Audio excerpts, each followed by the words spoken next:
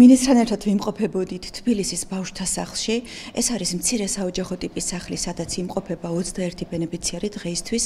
აქ არიან ბავშვები, რომლებსაც სჭირდებათ განსაკუთრებული მოვლა და ამ სახლებში არის შექმნილი ყველა პირობა იმისთვის, რომ ეს ბავშვები გრძნობდნენ თავს მაქსიმალურად ოჯახთან მიახლოებულ გარემოში და უზრუნველყოფილი იყოს მათთვის ღირსეული ცხოვრება. ახალი წლის დღესასწაული მივულოცეთ სახელმწიფო ზრუნვაში მყოფ ბავშვებს, რომლებიც ცხოვრობენ თბილისში, ბავშვთა მცირე საოჯახო ტიპის სახლში, სადაც უზრუნველყოფილია მათი ყველა საჭიროება ოჯახურ გარემოსთან მაქსიმალურად მიახლოებულ პირობებში. სახელმწიფო ზრუნვის სააგენტო ყველაფერს გააკეთებს მომავალშიც იმისთვის, რომ სახელმწიფო ზრუნვაში მყოფი ყველა ბავშვის საჭიროებები იყოს დაკმაყოფილებული და კონდეს მათ ღირსეული ცხოვრების პირობები.